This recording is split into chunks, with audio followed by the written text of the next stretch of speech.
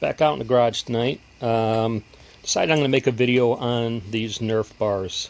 This is a set of Nerf bars I got from a guy when I bought my 85 Suzuki 230S. This is like my daily driver, I guess I'll call it. That's my go-to quad.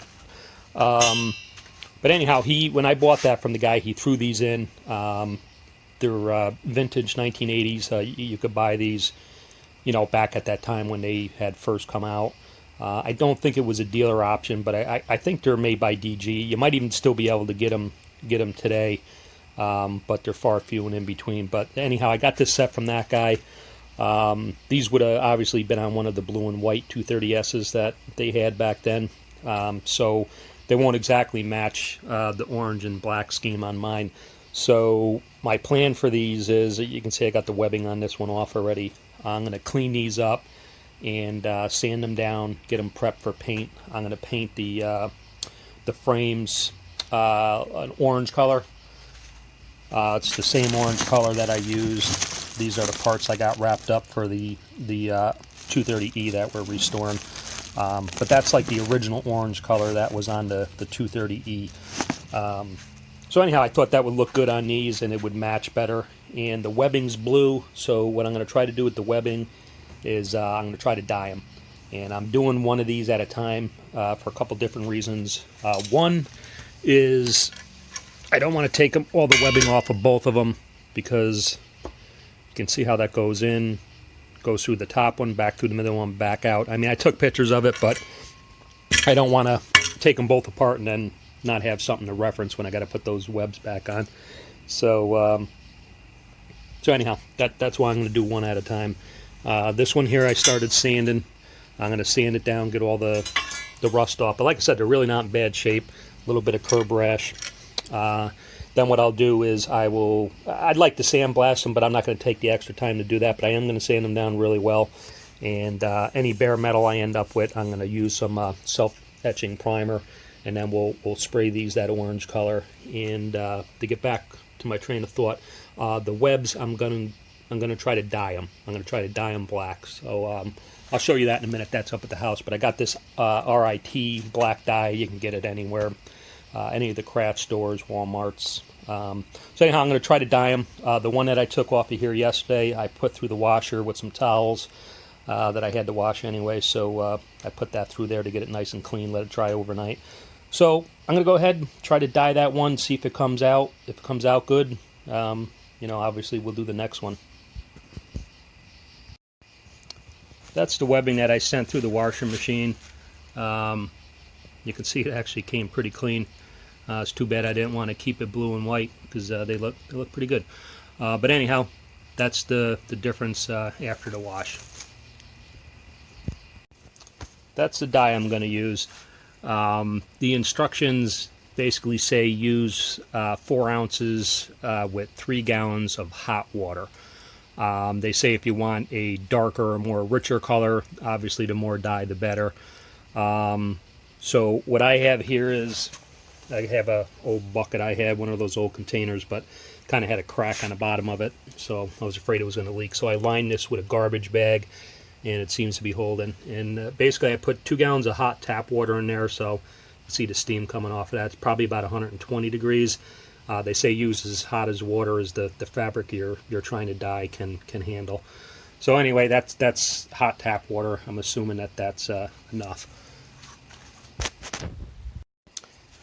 Okay, so since we got 2 gallons of water instead of 3, this whole container is 8 ounces, so they call for 4 ounces for 3 gallons. So I'm going to do about 4 ounces for this 2 gallons, give or take. I want to save at least half of it or close to it, just in case this dye gets, you know, weaker after I do the first one. Probably be better if I was doing them together, but that's about half.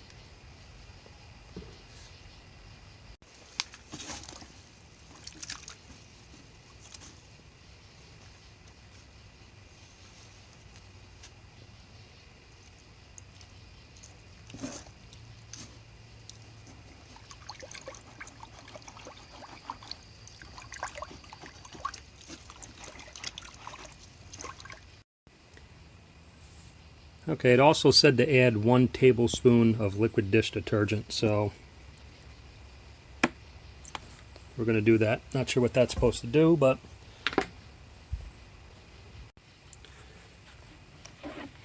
the directions say to agitate the water or keep circulating the water for 30 to 60 minutes. I've been at this for about 20.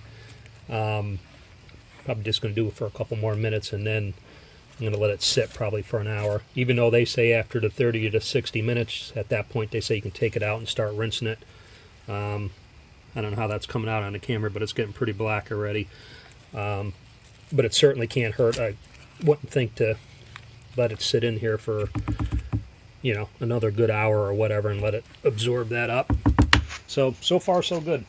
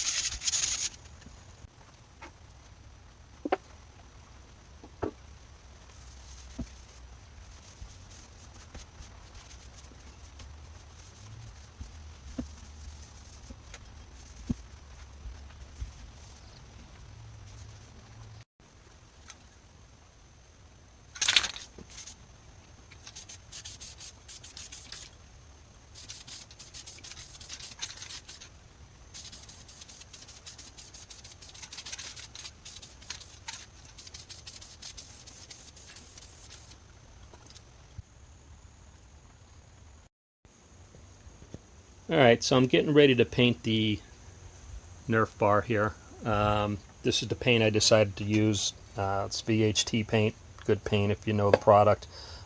This is obviously an engine enamel, and I don't necessarily need that for the Nerf bars. But the reason I'm using it is because it's a strong paint. It's got like ceramic in it, so it's made to withstand chemicals, gas, oil, all that kind of stuff. So I'd rather use that than, you know, just your standard big box store rattle can spray paint. This is, you know, you can get a regular can of spray paint for $6 or whatever. This is probably 10 or 11, but definitely worth it. I've used this in the past. Awesome paint. It's made by Eastwood. I did a review on it, but it's like 28 bucks a can, which is well worth it in my opinion. I just decided not to use it for this project, mostly because I didn't want to wait for it to come in. But more importantly, the reason I want to use a single part paint, because this is a 2-part paint, you actually pierce the bottom of the can, and then it mixes the two of them, and you only have something like 8 hours to use it, and then it hardens up. It's just like any 2-part paint. So once you activate it, you have to use it. It's not like you can go back to it later. But long story short, this stuff here is just regular paint per se. So being the nature of what Nerf bars do, you know, eventually it's going to get scratched up and banged up a little bit. So I'll be able to take, you know, I'll have a can of this laying around or whatever, and I'll be able to do touch-ups as needed. Where if you buy this at $28 a can and you just want to touch something up, you need a couple squirts. You're not going to spend almost 30 bucks. So anyway, that's that. This is Chevy Orange, actually, and the reason I'm using that is because it's actually very close.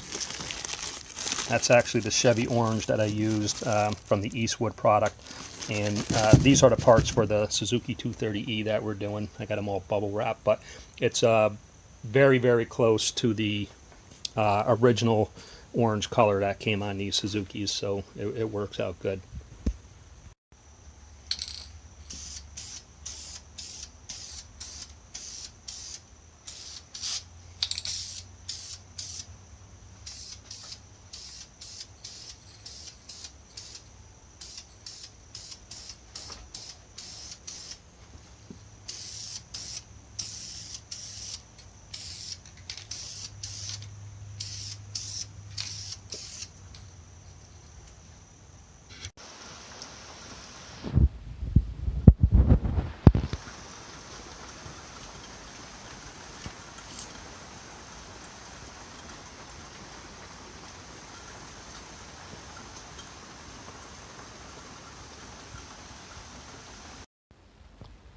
Okay, I got both of these painted now.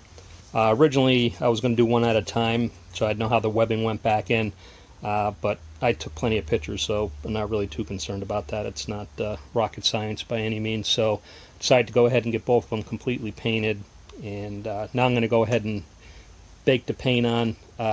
It calls for 200 degrees for about an hour, and that helps get the curing process started at least anyway.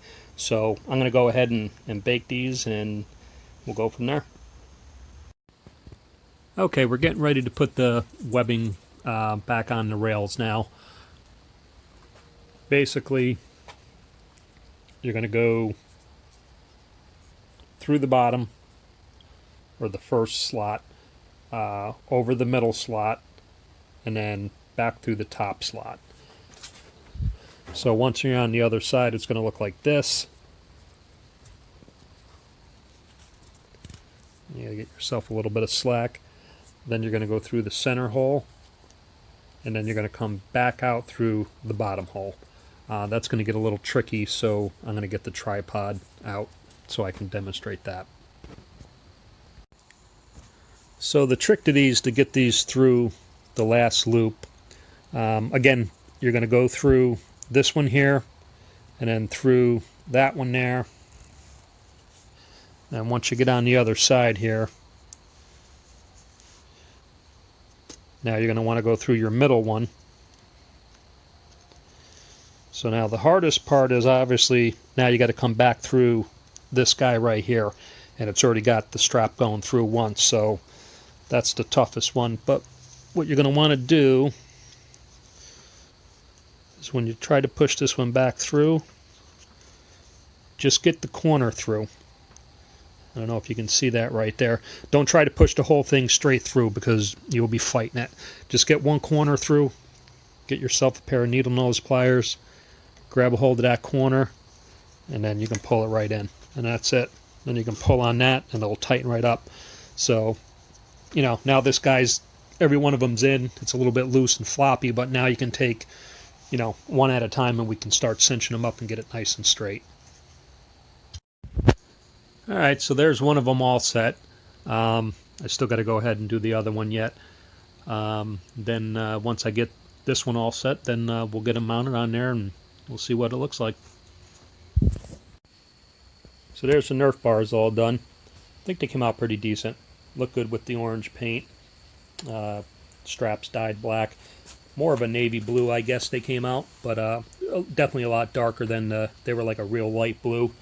But looks pretty cool against the orange, I think. So it should look nice on there. But anyhow, they're all set. They'll be going on at some point.